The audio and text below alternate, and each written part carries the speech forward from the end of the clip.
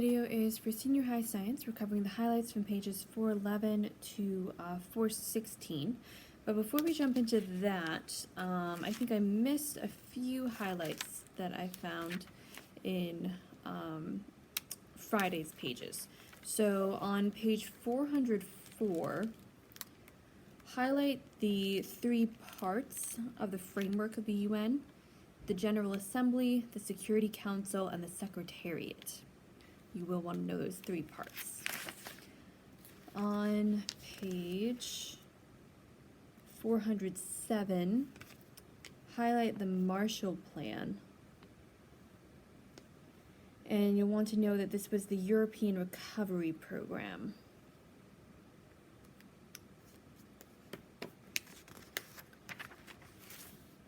And then on page 410, highlight Charles de Gaulle and highlight that he was the leader of the Free French government during World War II. And then last thing, highlight the Red Brigades on page 410 and highlight that they were communist organized terrorists.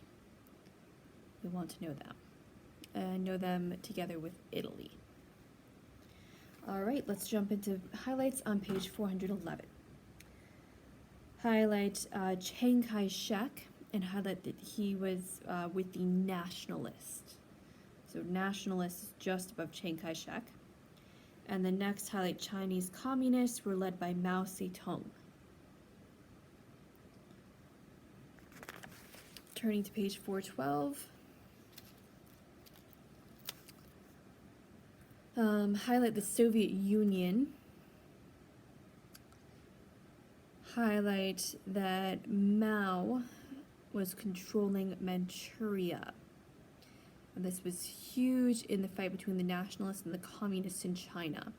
The Soviet Union had taken Manchuria from the Japanese at the end of World War II. They then gave it to the Chinese communists. So highlight that, gave to the Chinese communists. Manchuria had lots of natural resources and industry and a population of about 40 million people.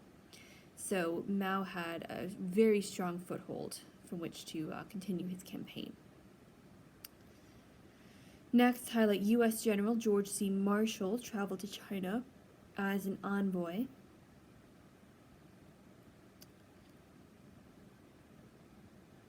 And sadly, he brought about a betrayal of the nationalists here. So Marshall imposed an arms embargo on the nationalists, and that sealed their doom. They no longer had American aid, so they could no longer hold back the communists.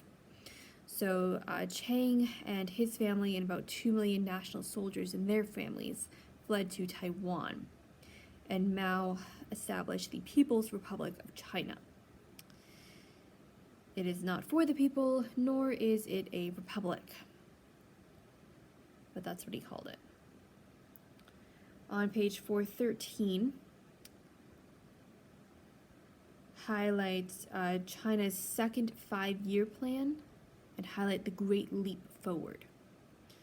So the first 5-year plan, it rapidly increased China's industrial output, but unfortunately, it brought about a decline in agricultural productivity. So it led to many, many people dying of outright starvation. It was a staggering loss of human lives. Not to mention people dying of overwork in the industries. Next, highlight the Cultural Revolution. Highlight the Cultural Revolution was to purge China of all counter-revolutionaries and foreign influences.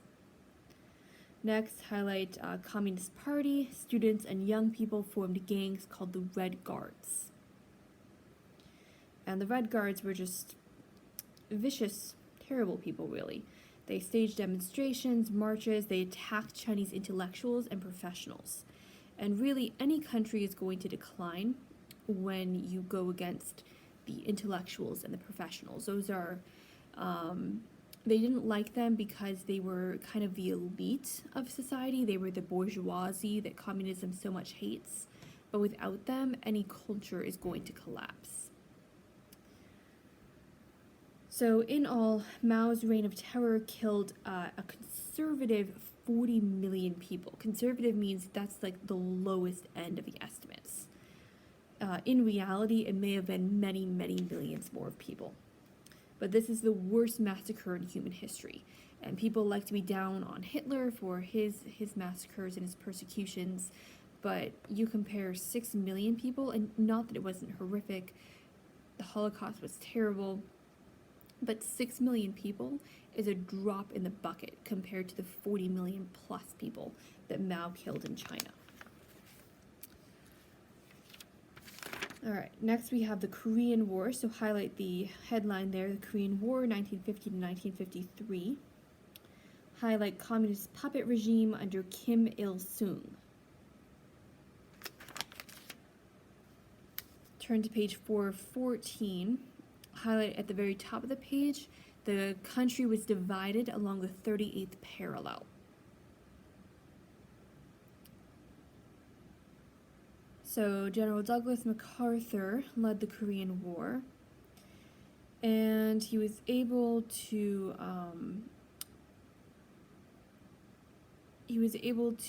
force retreat to the battle line in the southeastern corner of Korea. So highlight the battle line in the southeastern corner of Korea, the Pusan perimeter.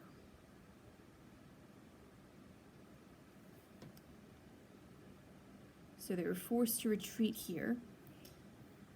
Chiang Kai-shek offered national troops to help MacArthur, but the Truman administration refused the offer. And they even ordered the U.S. 7th Fleet to blockade Chiang's troops in Formosa, or Taiwan. So in spite of all of this, MacArthur was able to land American forces at Incheon, and he was able to push the northern Koreans back into North Korea. So if you look at our map there, you can see the line. The North Korean Chinese advance as of January 1951 is the dotted line there. And we've got the Pusan perimeter. That's the solid red lines. You can see just how bad it was, just how much they'd taken back. But then MacArthur was able to push the North Koreans and the Chinese back towards the Chinese border. So if you look at the north there, the UN advance as of November 1950.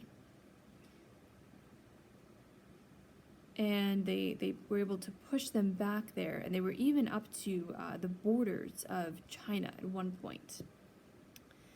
So MacArthur wanted to push on into China, and his goal, he wanted to end communism in Asia for good. And his belief was that it had to be stopped in Asia to keep it from spreading to the rest of the world. But President Truman held a policy of containment. Don't stop communism, just keep it where it is. That was a huge mistake, and it can be seen everywhere in our world today.